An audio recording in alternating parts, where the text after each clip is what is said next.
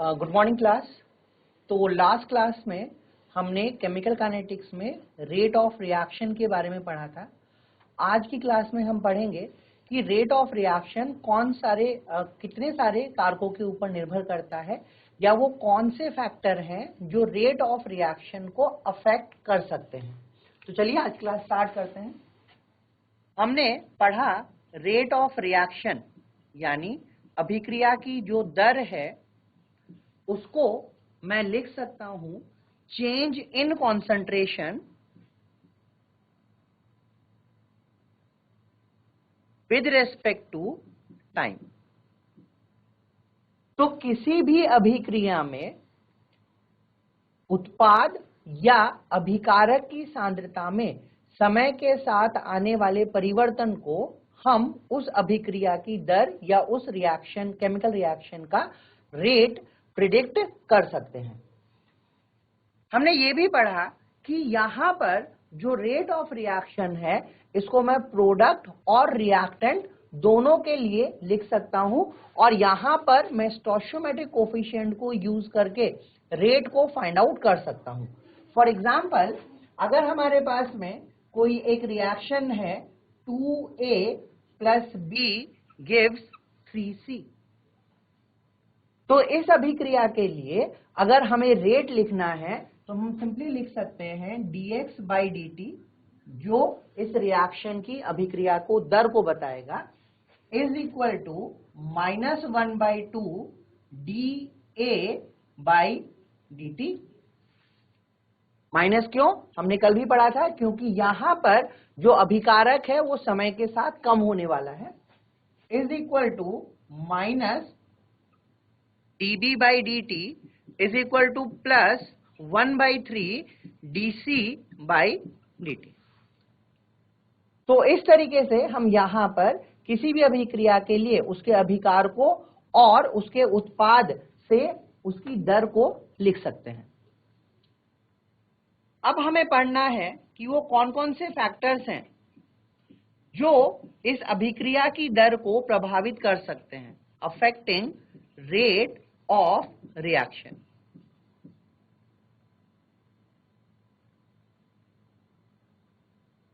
तो इसमें हमने कल पहला फैक्टर पढ़ा था जिसको हमने कहा था कॉन्सेंट्रेशन यानी सांद्रता।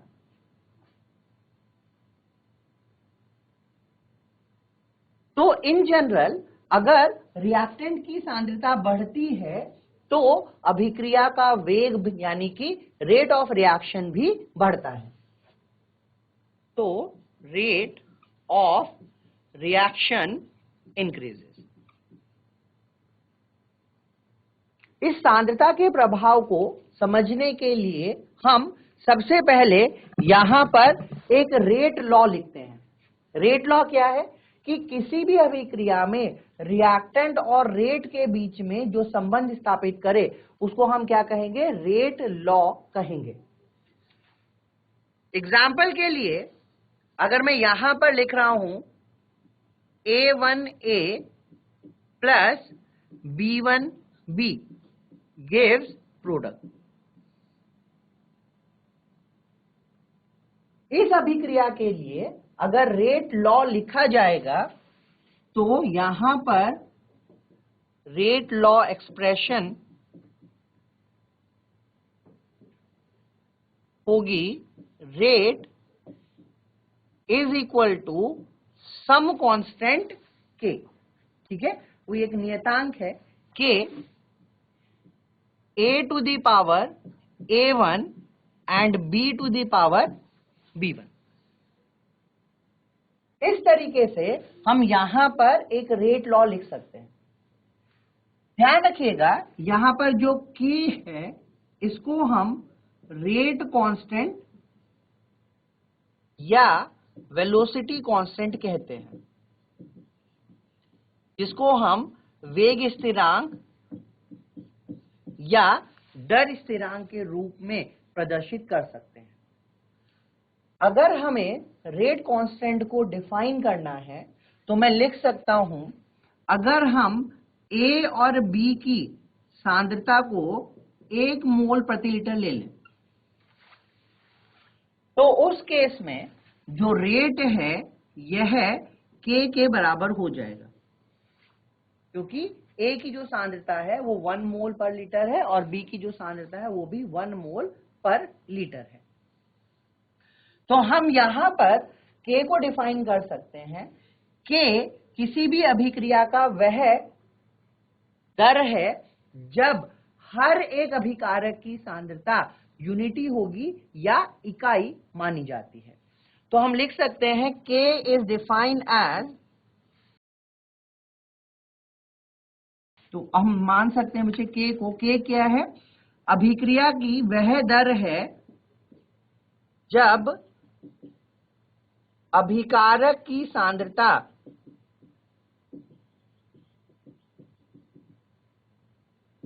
इकाई होती है।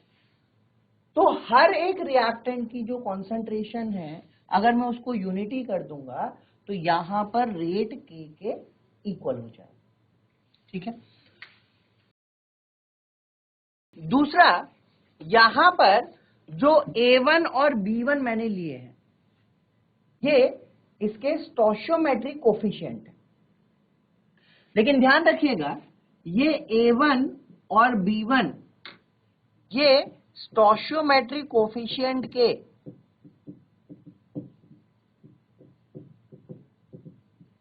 इक्वल भी हो सकते हैं और अनइक्वल भी हो सकते हैं।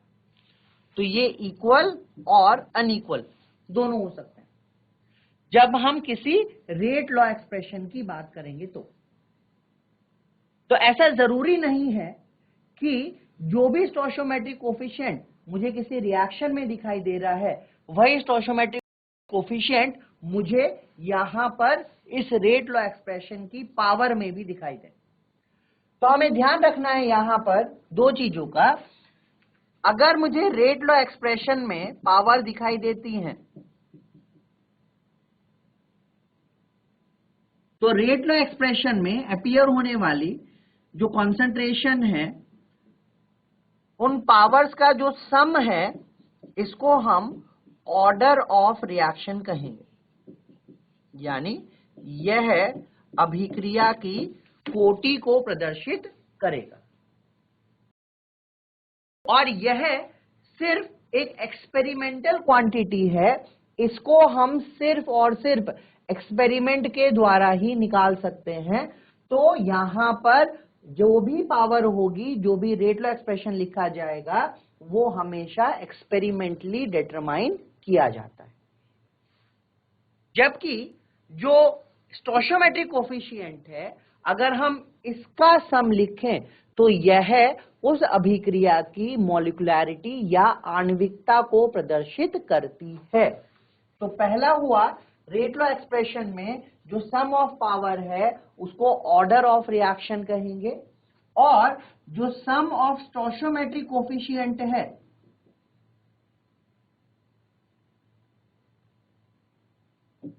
स्टोइचियोमेट्रिक कोफिशिएंट है,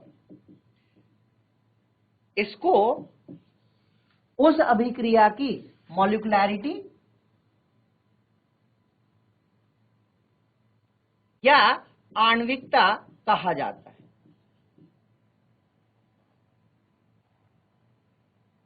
और मॉलिक्यूलैरिटी या आणविकता को हम थ्योरेटिकली गेन कर सकते हैं, थ्योरेटिकली इसको फाइंड आउट कर सकते हैं by looking at the balance chemical reaction. ठीक है। तो ये चीजें हमें समझनी है बच्चे। ये क्वेश्चन आता है, ऑर्डर ऑफ रिएक्शन मॉलिक्यूलैरिटी से किस तरीके से डिफरेंट है। तो सबसे पहली चीज कि जो ऑर्डर है वो रेट लॉ एक्सप्रेशन में कॉन्सेंट्रेशन टर्म के ऊपर जो पावर आएंगी उनका सम है, जबकि मॉलिक्यूलैरिटी किसी भी बैलेंस रिएक्शन में जो स्टोइचियोमेट्रिक कोफिशिएंट दिखाई देते हैं उसके सम को कहते हैं। आणविकता को यानी मॉलिक्यूलैरिटी को हम थ्योरेटिकली डिटरमाइन कर सकते हैं, लेकिन ऑर्डर ऑफ रिएक्शन को हम सिर्फ एक्सपेरिमेंटली ही डिटरमाइन करते हैं। ऑर्डर ऑफ रिएक्शन 0 हो सकता है, माइनस हो सकता है, प्लस हो सकता है, फ्रैक्शन भी हो सकता है, लेकिन मॉलिक्यूलैरिटी कभी भी 0 या नेगेटिव साइड में नहीं जाती है। ठीक है। तो ये कुछ इंपॉर्टेंट चीजें हैं, difference between order of reaction and molecularity of reaction. अब इस रेट लॉ एक्सप्रेशन से हमने ये तो समझ लिया है कि जो भी रेट होगा वो इसके अकॉर्डिंग ही कॉन्सेंट्रेशन को प्रभावित करेगा। फॉर एग्जाम्पल से इसको समझते हैं।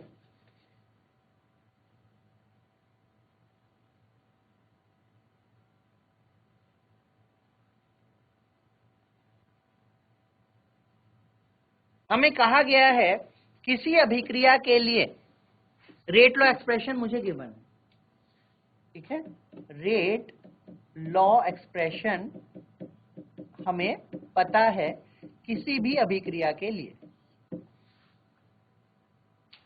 इसको मैं लिख देता हूं, rate is equal to some constant k, जिसको हम वेग स्थिरांक या वेलोसिटी कांस्टेंट बोलते हैं, a to the power 2, b to the power 1 and c to the power 0। कोई भी एक रिएक्शन है, उसके लिए मुझे रेट लॉ एक्सप्रेशन पता है। तो क्योंकि मुझे रेट लॉ एक्सप्रेशन दिया हुआ है, तो मैं यहां से रिएक्शन का ऑर्डर निकाल सकता हूं। तो हम यहां पे लिख सकते हैं order with respect to A कितना होगा 2, order with respect to B 1 and order with respect to C is 0। तो मैं इंडिविजुअल ऑर्डर भी निकाल सकता हूं और एक टोटल रिएक्शन के लिए भी ऑर्डर को फाइंड आउट कर सकता हूं। तो A के रेस्पेक्ट में इस अभिक्रिया की जो कोटि है वो कितनी है 2 है, B के लिए 1 है और C के लिए 0 है। तो अगर हम यहां पर ओवरऑल ऑर्डर निकालते हैं, ओवरऑल ऑर्डर ऑफ रिएक्शन,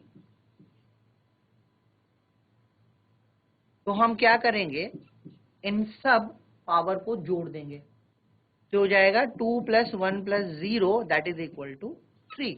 यानी ये अभिक्रिया जो मुझे दी हुई है यह है एक थर्ड ऑर्डर रिएक्शन है। अब इस रिएक्शन पे हम कॉन्सेंट्रेशन को चेंज करके रेट में क्या चेंजेस कर सकते हैं वो हमें समझना है। तो यहां पर केस 1 हमारे पास, केस 1 में वो कहता है कि हमने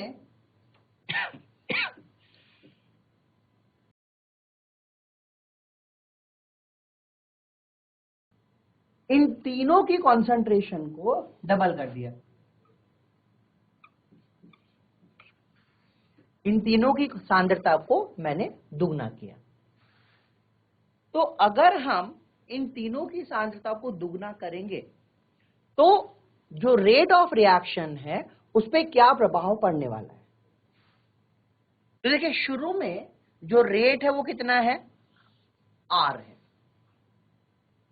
लेट्स से केस 1 के लिए जो रेट है उसको हम मान लेते हैं R1।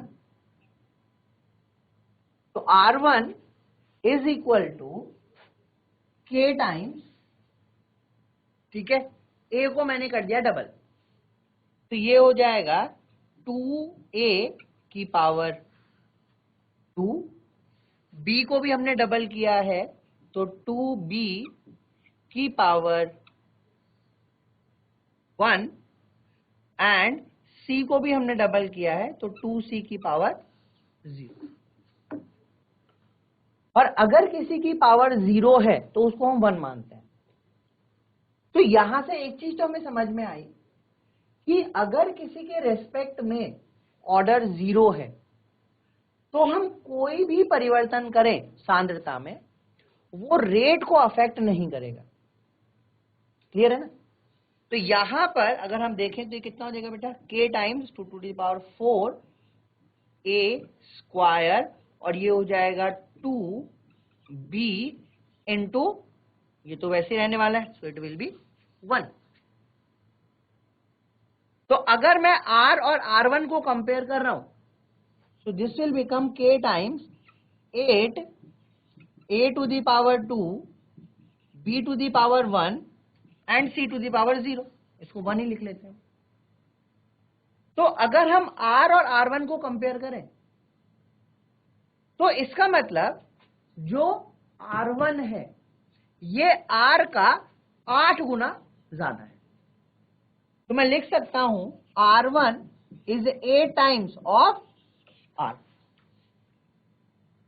तो अगर ये प्रूव करता है कि अगर हम कंसंट्रेशन बढ़ाएंगे तो कंसंट्रेशन बढ़ाने पर अभिक्रिया का वेग भी बढ़ता है, उसकी दर बढ़ती है। यहां पर एक दूसरा केस लेते हैं जिसमें हमने सिर्फ A की कंसंट्रेशन को डबल कर दिया, बाकी सेम है, ठीक है, रेस्ट सेम। इसको हम R2 मान लेते हैं बेटा। अब मुझे R2 निकालना है, तो R2 कितना आ जाएगा, it will be K time 2A की पावर 2, B की पावर 1, C की पावर 0। इसका मतलब जो R2 है ये 4 टाइम्स है किसका, R का। तो कंसंट्रेशन बढ़ाने पर रेट क्या होता है, बढ़ता है। लेकिन किस प्रोपोर्शन में बढ़ेगा ये डिपेंड करता है कि उस रिएक्टेंट के रेस्पेक्ट में ऑर्डर कितना है। देखिए यहां पे ऑर्डर डबल है, तो जब मैंने रेट को कंसंट्रेशन को डबल किया तो रेट 4 गुना बढ़ गया। जबकि अगर हम केस 3 ले रहे हैं जिसमें हमने सिर्फ B को डबल किया है, ओनली B को मैंने डबल किया, इसको मैं R3 मान लेता हूं रेट को, तो R3 हो जाएगा मेरे पास में K times A to the power 2 2B की पावर 1 एंड C की पावर 0, यानी R3 ट्वाइस हो जाएगा R का। तो यहां से हम समझ सकते हैं कि अगर मैं सांद्रता में कोई परिवर्तन करता हूं और जितना परिवर्तन मैंने सांद्रता में किया उसी अनुपात में अगर रेट में भी चेंज होगा तो इसका मतलब उस रिएक्टेंट के रेस्पेक्ट में ऑर्डर कितना है, 1 है। तो यहां पर हम 3 चीजें समझ सकते हैं बेटा। पहली चीज ये है कि अगर किसी अभिकारक के रेस्पेक्ट में ऑर्डर 0 है तो सांद्रता में परिवर्तन करने पर रेट में कोई भी चेंज नहीं होता है। दूसरा पॉइंट, अगर किसी रिएक्टेंट की कंसंट्रेशन में चेंज करने पर उसी अनुपात में अभिक्रिया की दर भी बदल जाएगी, तो उसके रेस्पेक्ट में जो ऑर्डर होगा वो 1 होगा। और अगर किसी रिएक्टेंट को दुगना करने पर रेट 4 गुना हो जाए तो इसका मतलब उस रिएक्टेंट के रेस्पेक्ट में जो ऑर्डर है वो 2 है। तो इस तरीके से हमने समझा कि जो पहला पैरामीटर है कंसंट्रेशन, यह रेट को प्रभावित करता है। कंसंट्रेशन बढ़ाने या घटाने से जो रिएक्शन का रेट है वो भी बढ़ सकता है या फिर वो घट सकता है, although it totally depends on the type of order with respect to that particular reactant। ठीक है, अब यहां पर एक दूसरा क्वेश्चन समझते हैं, कंसंट्रेशन के रेस्पेक्ट में ही है लेकिन वो अलग तरीके से पूछा जाता है।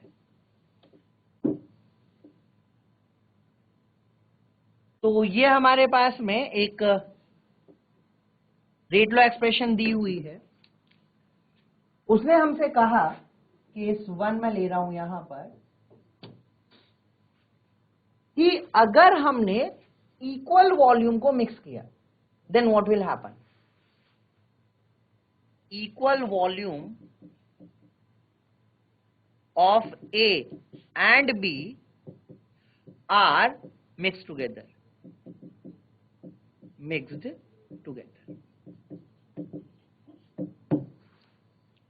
तो हमने दो इक्वल वॉल्यूम को लिया, दो रिएक्टेंट थे, इसकी वॉल्यूम सपोज x है या VmL है, इसकी वॉल्यूम भी VmL है, तो अब टोटल वॉल्यूम कितनी हो जाएगी, 2V हो जाएगी, यानी वॉल्यूम क्या हो गई, डबल हो गई। तो अगर वॉल्यूम डबल हुई तो क्या उससे कॉन्सेंट्रेशन पे कोई इफेक्ट पड़ता है? तो क्योंकि रेट हमें किसके रेस्पेक्ट में निकालना है बेटा, कॉन्सेंट्रेशन के रेस्पेक्ट में निकालना है। तो पहले हमें वॉल्यूम और कॉन्सेंट्रेशन के बीच में क्या रिलेशन है उसको समझना है, उसके बाद फिर हम इस टाइप के क्वेश्चन को कर सकते हैं।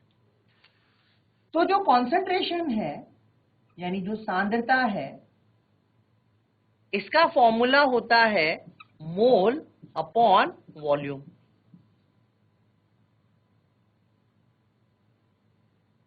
तो इसका मतलब सांद्रता और वॉल्यूम एक दूसरे के क्या है, इनवर्सली प्रोपोर्शनल है, व्युत्क्रम अनुपाती है। तो अगर मैं कंसंट्रेशन बढ़ाऊंगा तो वॉल्यूम क्या होगी, घट जाएगी। या इसका रिवर्स भी ट्रू है कि वॉल्यूम कम करने पर कंसंट्रेशन बढ़ जाएगी या वॉल्यूम बढ़ाने पर कंसंट्रेशन कम हो जाएगी। तो अगर हम आयतन को बढ़ा दें तो सांद्रता उसी के अनुपात में क्या होगी, कम होगी। अब इस वाले केस में हमने वॉल्यूम को बढ़ा दिया, भाई जो पहले एक एक था वो कितना हो गया, 2 हो गया। तो इस केस में वॉल्यूम क्या हो गई, डबल हो गई।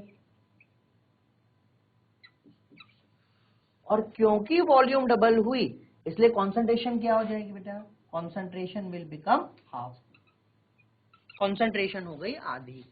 अगर हम इसको 3 गुना करते तो ये 1/3 हो जाती, अगर 2 गुना कर रहे हैं तो ये 1/2 हो जाएगी, अगर मैं इसको 5 गुना करूंगा तो ये 1/5 हो जाएगी।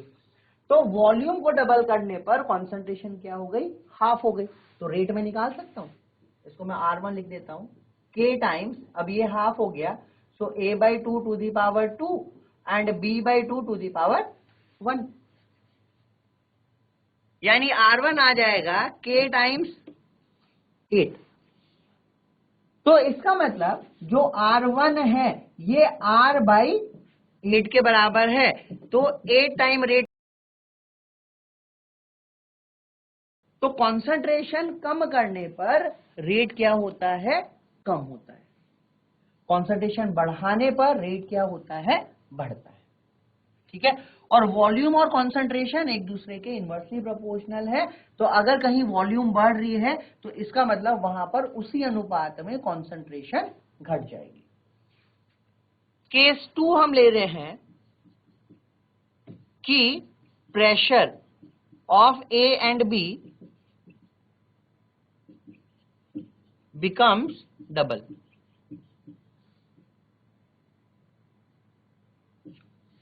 तो दूसरा कॉन्सेप्ट है यहां पर प्रेशर का, कि अगर हम प्रेशर बढ़ाएंगे तो उससे रेट पर क्या फर्क पड़ेगा या उससे कॉन्सेंट्रेशन किस तरीके से प्रभावित होगी। तो अगर हम आइडियल गैस इक्वेशन की बात करें तो जो PV है ये बराबर होता है nRT के, या P को मैं लिख सकता हूं N/VRT, और N/V किसको इंडिकेट करता है यहां पर, कॉन्सेंट्रेशन को। भाई N क्या हुआ यहां पर, मोल्स हो गए, V क्या हो गया, वॉल्यूम हो गया, तो मोल अपॉन वॉल्यूम क्या हो गया, कॉन्सेंट्रेशन। तो P = हो गया CRT। तो अगर हम किसी कांस्टेंट टेम्परेचर पे देखें, R की वैल्यू ऑल्दो कांस्टेंट है, तो इसका मतलब प्रेशर और कॉन्सेंट्रेशन एक दूसरे के समानुपाती हैं, या हम कहें डायरेक्टली प्रोपोर्शनल होते हैं। तो मैं यहां से कंक्लूजन निकाल सकता हूं कि प्रेशर बढ़ाने पर कॉन्सेंट्रेशन भी क्या होगी, बढ़ेगी। तो इस केस में मैंने प्रेशर को डबल किया और प्रेशर बढ़ने पर कॉन्सेंट्रेशन भी बढ़ रही है, इसका मतलब कि कॉन्सेंट्रेशन भी क्या हो जाएगी, डबल हो जाएगी। और कॉन्सेंट्रेशन डबल हुई तो इसका मतलब रेट क्या होगा, 8 गुना यहां पर बढ़ जाएगा। तो अगर मैं R2 को लिखूंगा, it will be 8 times of the initial rate R। तो ये हमने यहां पर कॉन्सेंट्रेशन को समझा कि कॉन्सेंट्रेशन को में कोई परिवर्तन करने पर जो रेट ऑफ रिएक्शन है उसमें भी परिवर्तन होते हैं, वो बढ़ भी सकता है, वो घट भी सकता है। तो कॉन्सेंट्रेशन का डायरेक्ट फॉर्मूला हमें दे सकता है, कॉन्सेंट्रेशन को वॉल्यूम के टर्म में हमसे पूछा जा सकता है, या कॉन्सेंट्रेशन को प्रेशर के टर्म में भी हमसे पूछा जा सकता है।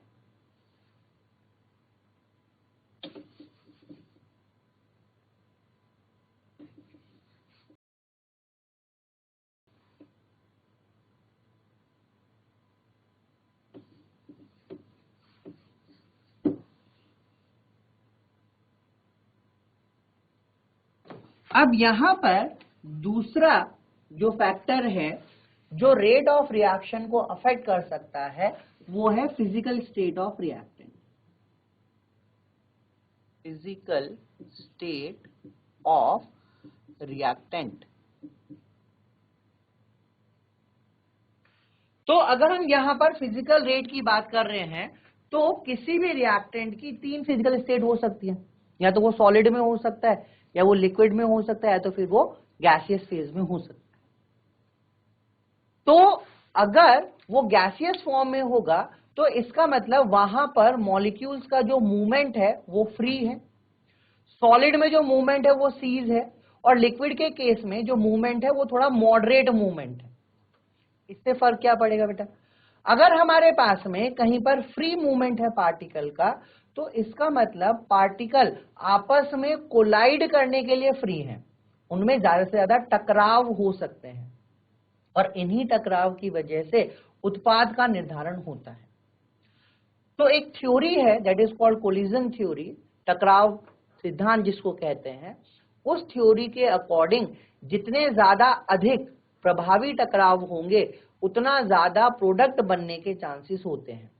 प्रभावी टकराव से हमारा मतलब यहां पर उन टकराव से है जिनमें कोलिजन फ्रीक्वेंसी यानी जो टकराव आवृत्ति है और जो ओरिएंटेशन है यानी उनकी जो दिशा है वो एक निर्धारित दिशा में होना चाहिए।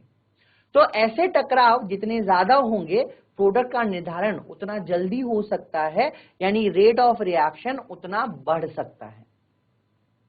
और ये टकराव तभी होंगे जब पार्टिकल का मूवमेंट ज्यादा से ज्यादा होगा।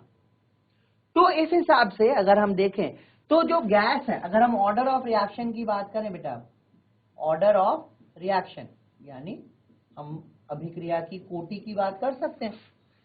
तो ऑर्डर ऑफ रिएक्शन के अकॉर्डिंग अगर हम देखें तो गैस का ऑर्डर सबसे ज्यादा होगा, उसके बाद लिक्विड का नंबर आएगा और उसके बाद में सॉलिड का नंबर आता है। क्यों ऐसा?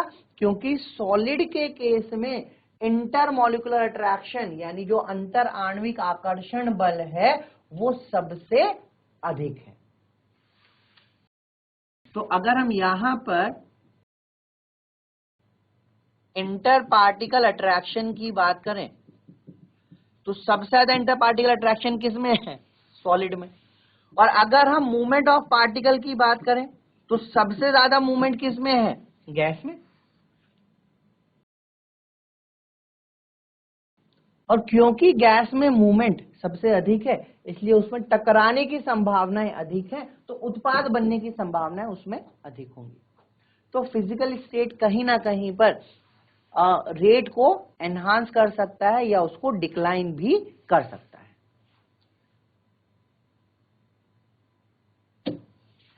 तीसरा पैरामीटर जो हमारे पास है वो है यहां पर टेम्परेचर, जो सबसे ज्यादा इंपॉर्टेंट है। टेम्परेचर या ताप। देखिए अगर हम टेम्परेचर बढ़ाएंगे तो टेम्परेचर बढ़ाने पर जो पार्टिकल्स हैं उनकी काइनेटिक एनर्जी बढ़ेगी, उनकी गतिज ऊर्जा बढ़ेगी। और अगर गतिज ऊर्जा बढ़ेगी इसका मतलब उनमें टकराव के जो चांसेस हैं, उनमें कोलिजन के जो चांसेस हैं वो बढ़ जाएंगे, तो प्रोडक्ट फॉर्मेशन को वो फेवर करेगा। और कोई भी अभिक्रिया अगर प्रोडक्ट फॉर्मेशन को फेवर करती है इसका मतलब कि वहां पर रेट क्या है? अधिक है। तो नॉर्मली या जनरली मैं बोल सकता हूं कि टेम्परेचर बढ़ाने पर रेट ऑफ रिएक्शन क्या होगा? बढ़ेगा। तो अगर मैं टेम्परेचर बढ़ाऊंगा तो अभिक्रिया का जो वेग है वो क्या होगा? बढ़ता है। और एक्सपेरिमेंटली ये पाया गया है कि अगर हम 10 डिग्री का राइज करते हैं तो जो रेट है वो 2 से 3 गुना बढ़ जाता है। तो अगर हम 10 डिग्री का राइज करें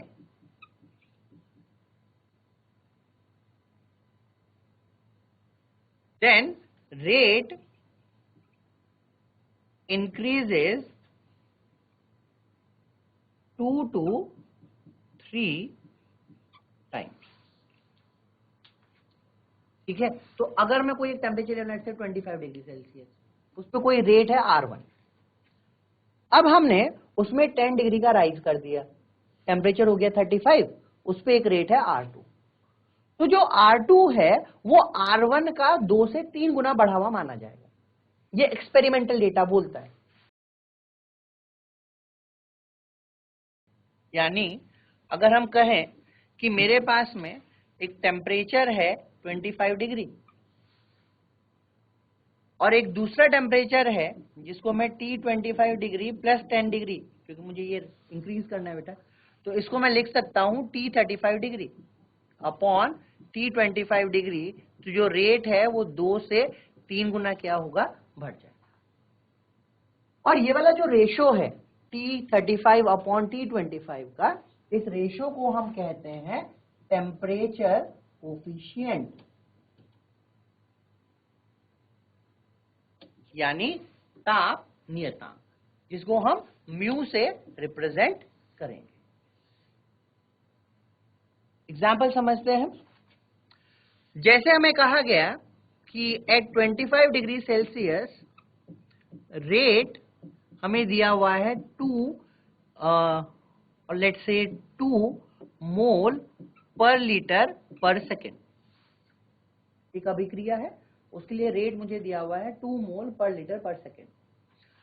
अब मैंने क्या किया, इस टेम्परेचर को बढ़ा के कर दिया 45 डिग्री सेल्सियस। अब हमें बताना है, इसको मैं R1 लिख देता हूं और ये मैं R2 लिख देता हूं। अब मुझे बताना है कि अगर मैंने टेम्परेचर को 25 से 45 किया है तो यहां पर R2 में कितना परिवर्तन होगा। तो या तो हम इस वाले सीक्वेंस को याद करें, भाई हम बोल सकते हैं कि जब 25 है तो ये R1 है, ये चला गया 35 पे, तो अगर ये 35 पे गया तो इसका मतलब ये दुगना हो गया, तो इसको मैं लिख सकता हूं 2R1। इसके बाद मैंने फिर इसको किया 45, तो अब 45 पे ये 35 का दुगना होगा, तो ये हो जाएगा 4R। तो इसका मतलब अगर मैं 25 to 45 कर रहा हूं तो वहां पर जो रेट है वो इनिशियल रेट का 4 टाइम बढ़ जाएगा, क्योंकि 10 डिग्री पर रेट अमूमन दुगना हो जाता है। तो हमने एक पहला 10 डिग्री बढ़ाया तो दुगना हो गया, फिर और 10 डिग्री बढ़ाया तो ये इसका दुगना होगा, और 10 डिग्री बढ़ाऊंगा तो ये उसका दुगना हो जाएगा, यानी 8 टाइम, 16 टाइम, 32 टाइम्स, इस तरीके से रेट बढ़ता रहेगा। तो मैं यहां पर एक जनरल फॉर्मूला लिख सकता हूं that R2 is equal to R1 2 to the power delta T upon 10। तो ये जनरल व्यू है जिससे मैं पता कर सकता हूं कि रेट में कितना परिवर्तन होगा टेम्परेचर बढ़ाने पर। देखिए जनरली डबल हो रहा है इसलिए मैं इसको 2 लिख रहा हूं। कभी कभी क्वेश्चन में जैसे जेई वगैरह में पूछता है तो बोलता है कि रेट 2.5 टाइम बढ़ गया, तो उस केस में हम 2 की जगह पर 2.5 रखेंगे। यह हमें समझना होगा, जेई में यूजुअली इस तरह क्वेश्चन पूछता है।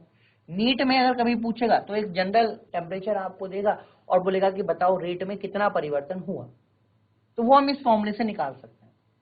जैसे अगर मैं इसी वाले न्यूमेरिकल को यहां से सॉल्व करूं बेटा तो कैसे आ जाएगा, देखो R2 is equal to R1 2, ठीक है, डेल्टा टी कितना हो गया 45 माइनस 25 अपॉन 10, तो ये हो जाएगा 2 to the power 2, R1 2 to the power 2, so R2 is equal to 4 times of R1। तो हम इस तरीके से भी निकाल सकते हैं। अगर कम डिफरेंस है तो ये मेरे लिए अच्छा है, बट अगर बहुत ज्यादा डिफरेंस दे दिया, फॉर एग्जांपल उसने आपसे कहा कि मैंने 10 डिग्री से टेम्परेचर कर दिया 110 डिग्री या 105 डिग्री कर दिया, तो उस केस में रेट कितना होगा, तो उसके लिए मैं इस फॉर्मूले को यहां पर यूज कर सकता हूं। तो इससे हमें एक चीज समझ में आती है कि टेम्परेचर बढ़ाने पर रेट क्या होता है, बढ़ता है। और क्यों बढ़ रहा है, क्योंकि कोलिजन बढ़ रहे हैं, टकराव बढ़ रहे हैं। और जितना ज्यादा टकराव बढ़ेगा इसका मतलब प्रोडक्ट बनने के चांस उतने ज्यादा होंगे, इसलिए रेट ऑफ रिएक्शन बढ़ जाएगा। अब इस टेम्परेचर को और रेट कांस्टेंट को हम एक समीकरण के द्वारा भी समझ सकते हैं, जिसको हम बोलते हैं अर्हेनियस समीकरण।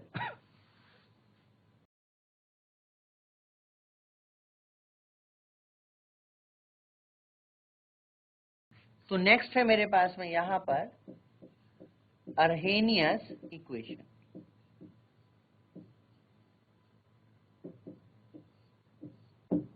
या अर्हेनियस समीकरण। देखिए, इस अर्हेनियस समीकरण पे दो तरह के क्वेश्चन आपसे पूछे जा सकते हैं। एक है इसका न्यूमेरिकल अप्रोच, यानी जो फॉर्मूला पे बेस्ड एक न्यूमेरिकल आपको मिलता है, यूजुअली बोर्ड में बहुत बार पूछा जाता है।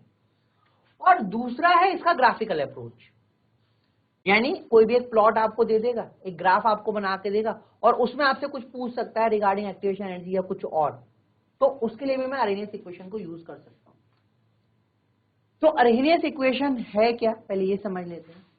इक्वेशन बोलती है K is equal to A e to the power minus EA upon RT। ये है अर्हेनियस इक्वेशन। यहां पर K जो है ये रेट कांस्टेंट है,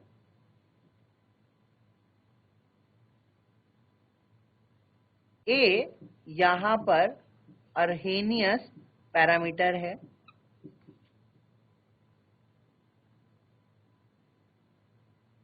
E एक्सपोनेंशियल है, EA यहां पर एक्टिवेशन एनर्जी है,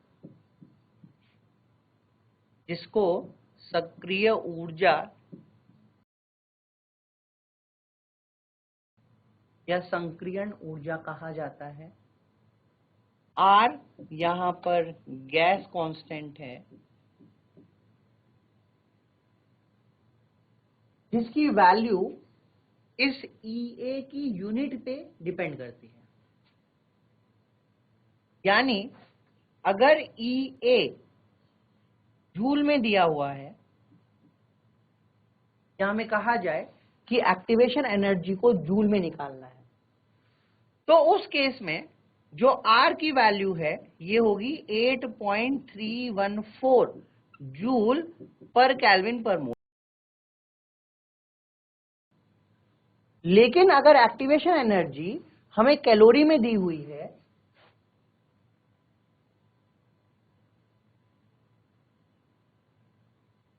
तो इस केस में जो R की वैल्यू है वो होती है 1.987, या इसको मैं सिंपली ले सकता हूं 2 कैलोरी पर केल्विन पर मोल। देखिए, R की वैल्यू बहुत ज्यादा इंपॉर्टेंट है, क्वेश्चन में यहीं पे हमें फंसा सकता है कि एक्टिवेशन एनर्जी उसने जूल में दे दी। अब हम R को 2 ले लें तो गड़बड़ हो जाएगा। उसने एक्टिवेशन एनर्जी को कैलोरी में दे दिया, मैंने R को जूल में ले लिया, तो भी गड़बड़ हो जाएगा।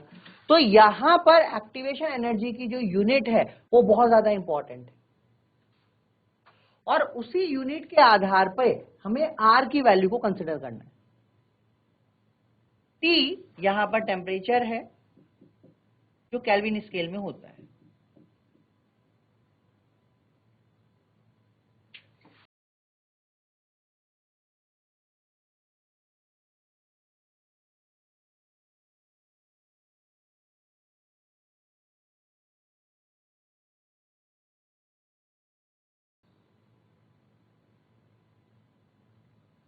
ओके,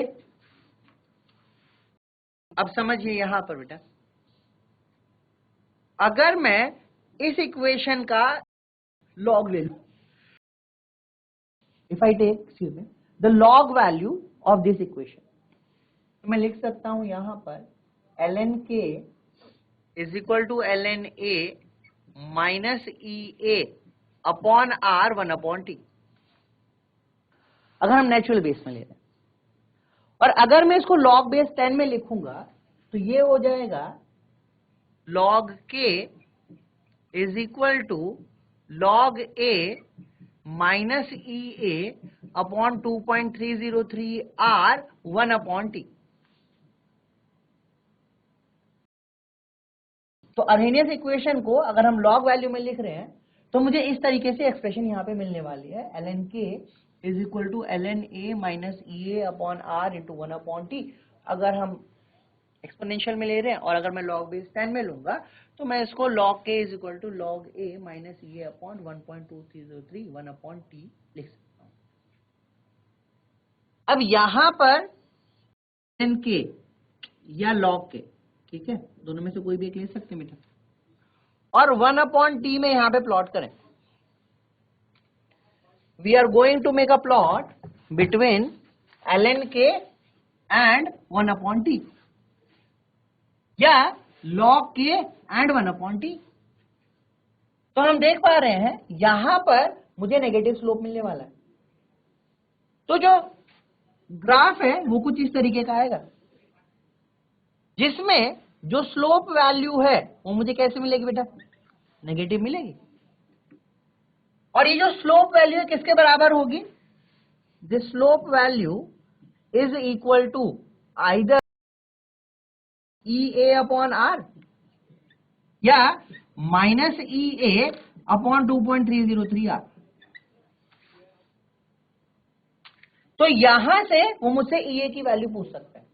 यूजुअली कंपटीशन में जितने भी क्वेश्चन आए हुए हैं और बोर्ड में जो क्वेश्चन आते हैं वो इसी तरीके से आते हैं, एक स्लोप आपको देगा, नेगेटिव स्लोप देगा और वो पूछेगा कि एक्टिवेशन एनर्जी की वैल्यू निकालो। तो मैं यहां से R की वैल्यू को पुट करके, अब R की वैल्यू में कौन सी पुट करूंगा, ये फिर से डिपेंड करेगा किसके ऊपर, एक्टिवेशन एनर्जी की यूनिट के ऊपर। अगर जूल में है तो 8.314, अगर कैलोरी में है तो मैं सिंपली लूंगा 2।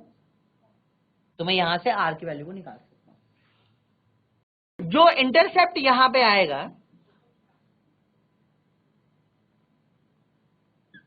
उससे मैं log A की वैल्यू यानी अर्हेनियस पैरामीटर को फाइंड आउट कर सकता हूं। तो एक तो यहां पर ये वाला ग्राफिकल क्वेश्चन बनता है जो बोर्ड में और कंपटीशन में कई बार पूछा गया है, ठीक है। एक इसका न्यूमेरिकल अप्रोच है। न्यूमेरिकल अप्रोच क्या बोलता है, अगर मेरे पास दो डिफरेंट टेम्परेचर हैं तो इसका मतलब मेरे पास दो डिफरेंट वैल्यू हैं किसकी, रेट कांस्टेंट की। ध्यान रखिएगा जो रेट कांस्टेंट है ये एक टेम्परेचर डिपेंडेंट फैक्टर है।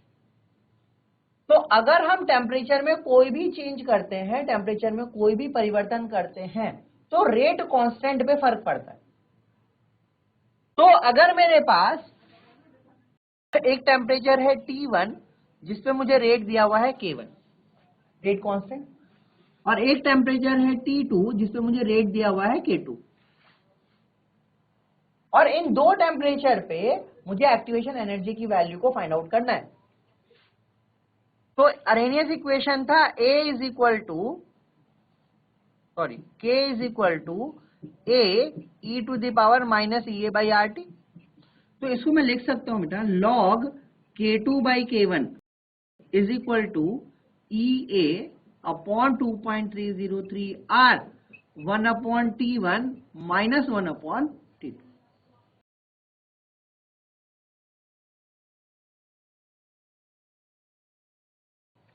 तो this is another way of writing Arrhenius equation, log K2 by K1 is equal to EA upon 2.303 R 1 upon T1 minus 1 upon T2।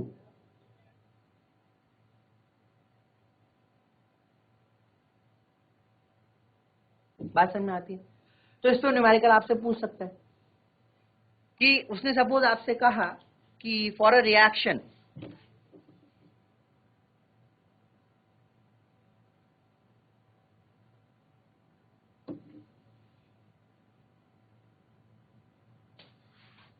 उसने हमें कहा for a reaction 2A gives product,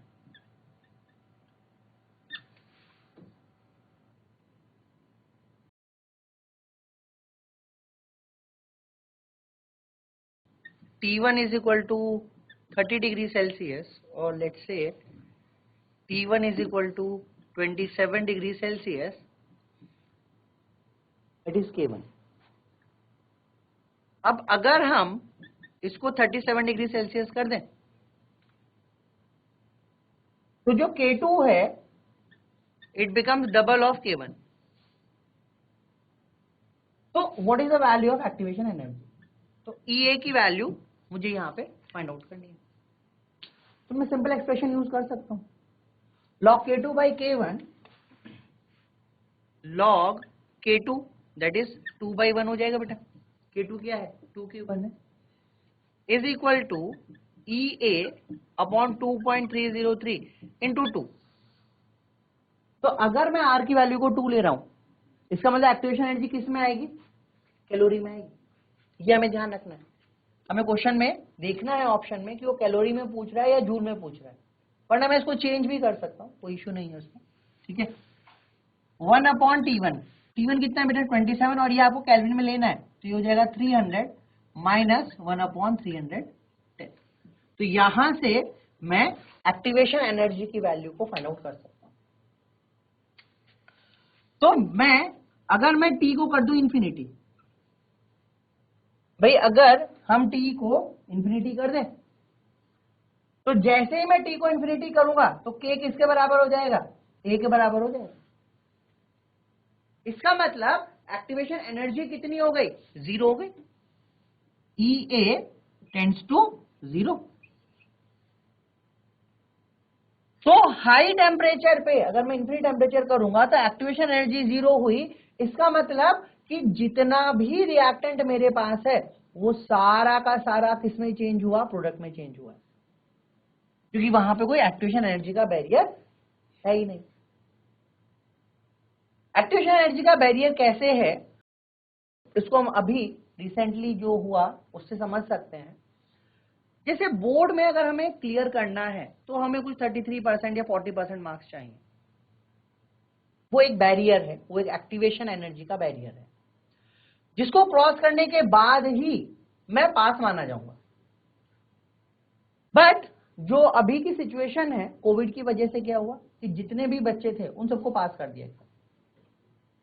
तो इसका मतलब वहां पर एक्टिवेशन एनर्जी के barrier को बहुत कम कर दिया, और एक्टिवेशन एनर्जी का बैरियर कम हो गया, इसका मतलब ज्यादा से ज्यादा रिएक्टेंट प्रोडक्ट में कन्वर्ट हो सकते हैं। ये कुछ ऐसे ही है कि जैसे नीट में सपोज हम कहें कि जो कट ऑफ है वो 500, तो जिन बच्चों के 500 से ऊपर नंबर आएंगे या 500 के इक्वल आएंगे वो ही कट ऑफ के क्लियर करेगा। लेकिन सरकार ने बोला ठीक है भाई कोविड था तो इस कट ऑफ को हम 200 कर देते हैं। तो इसका मतलब ये जो एक्टिवेशन एनर्जी का बैरियर था 500 से किस पे आ गया बेटा? 200 पे आ गया। और जैसे ये 500 से 200 पे आया, इसका मतलब अब ज्यादा से ज्यादा बच्चे कहां जा सकते हैं? उस कट ऑफ को क्लियर कर सकते हैं। तो प्रोडक्ट बनने के जो चांस हैं वो बढ़ जाएंगे। कब? जब एक्टिवेशन एनर्जी का बैरियर कम हो जाएगा। तो इस एक्टिवेशन एनर्जी के बैरियर को हम एक ग्राफ से समझ सकते हैं कि ये क्या है एक्चुअली एक्टिवेशन एनर्जी।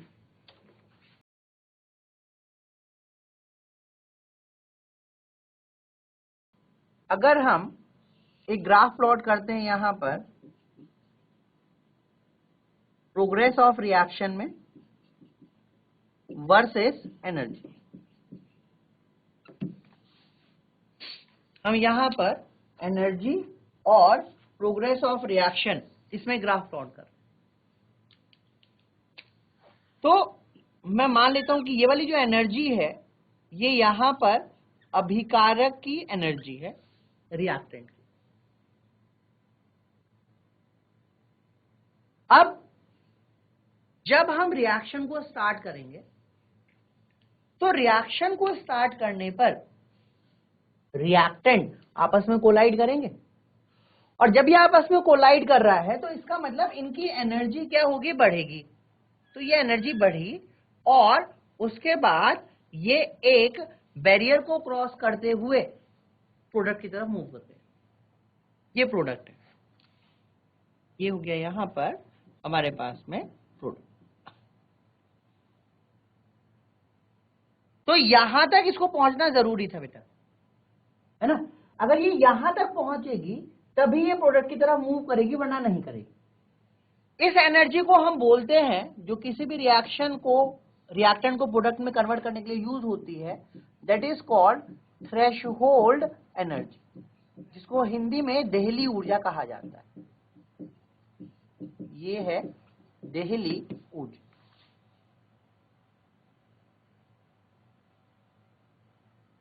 अब इस थ्रेशोल्ड एनर्जी तक पहुंचने के लिए, यानी आप समझिए कि ये आपका वो कट ऑफ है जिसको आपको क्लियर करना है, तभी आप काउंसलिंग के लिए अपीयर हो सकते हैं। अब इस थ्रेशोल्ड एनर्जी तक पहुंचने के लिए आपको कुछ एक्स्ट्रा मेहनत करने की जरूरत है। अब ये जो एक्स्ट्रा मेहनत आपने की, यानी यहां से यहां तक की, इसी को हम कहेंगे एक्टिवेशन एनर्जी। यही है संक्रियण ऊर्जा, एक्टिवेशन एनर्जी यानी संक्रियण ऊर्जा। तो एक्टिवेशन एनर्जी क्या है? It is the extra amount of energy required to reach the threshold energy barrier. देहली ऊर्जा का जो भी आपके पास है, यहां पर हमने बैरियर लगाया हुआ है, बाधा लगाई हुई है, उस बाधा तक पहुंचने के लिए जो भी एक्स्ट्रा एनर्जी आप प्रोवाइड करते हैं उसे हम क्या बोलते हैं? एक्टिवेशन एनर्जी कहते हैं। अब यहां पर रिएक्टेंट और प्रोडक्ट के बीच की जो एनर्जी है, इस डिफरेंस को हम बोलते हैं एंथैल्पी।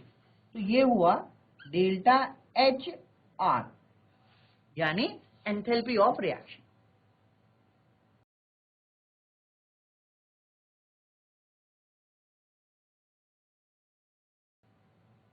तो इस ग्राफ से अगर हम समझे, इस डिस्ट्रीब्यूशन प्लॉट को अगर मैं देख रहा हूं, तो मैं देख रहा हूं कि यहां तक जितने भी रिएक्टेंट मॉलिक्यूल पहुंचेंगे, सिर्फ वही प्रोडक्ट की तरफ मूव कर जाएंगे। अब मैं टेम्परेचर बढ़ाया, टेम्परेचर बढ़ाने से क्या हुआ कि नंबर ऑफ कोलिजन यहां पे बढ़ गए। भाई हमारे पास रिएक्शन थी K is equal to A E to the power minus E A by R T. अब जैसे ही मैंने टेम्परेचर को इन्फिनिटी किया तो ई क्या हो गया? ई हो गया 0, यानी ये वाला बैरियर मेरे पास में है ही नहीं। तो मैं सीधा सीधा रिएक्टेंट से कहां मूव करूंगा? प्रोडक्ट की तरफ जंप करता रहूंगा। तो इसका मतलब मेरे पास मैक्सिमम रिएक्टेंट प्रोडक्ट में कन्वर्ट होगा। कब? जब मैं टेम्परेचर को इन्फिनिटी कर दूंगा या मैं इस बैरियर को यहां से हटा दूं।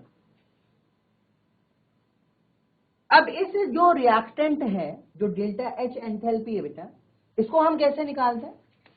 डेल्टा एच रिएक्शन की अगर हम बात करें तो ये होगा enthalpy of product minus enthalpy of reactant. तो प्रोडक्ट और रिएक्टेंट के बीच का जो एंथैल्पी चेंज है उसी को हम क्या बोलते हैं? एंथैल्पी ऑफ रिएक्शन बोलते हैं। अब ये जो एंथैल्पी ऑफ रिएक्शन है, ये यहां पर जो भी रिएक्शन है उसके नेचर को प्रेडिक्ट करता है। समझिए कैसे?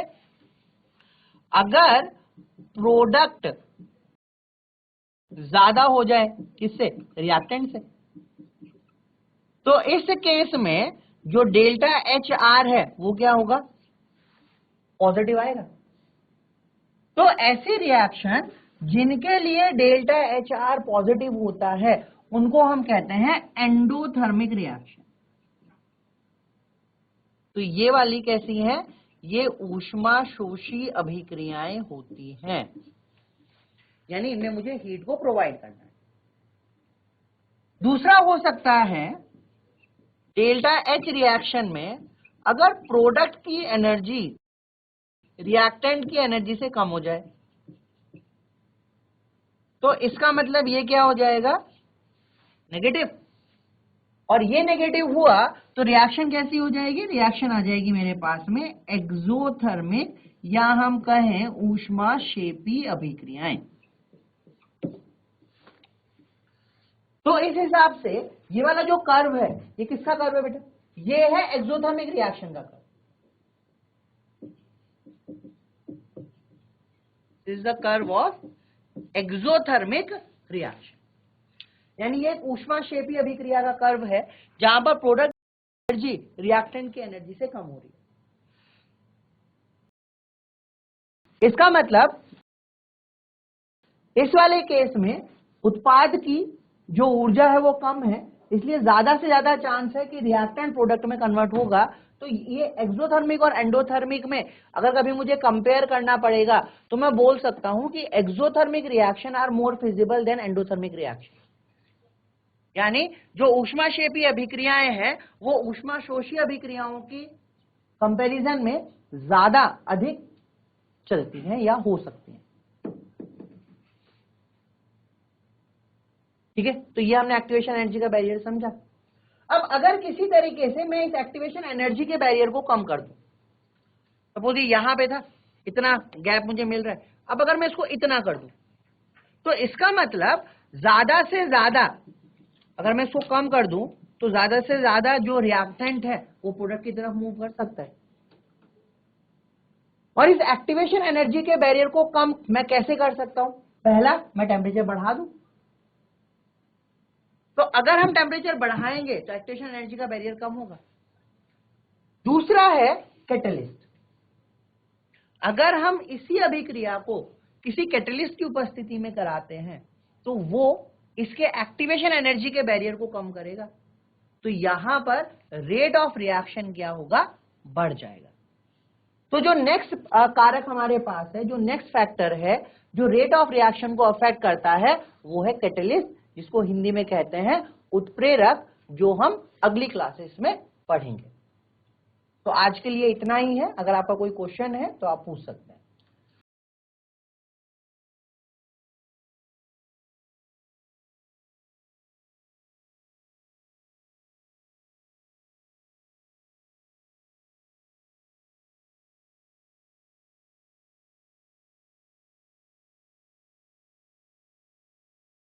Is there any questions?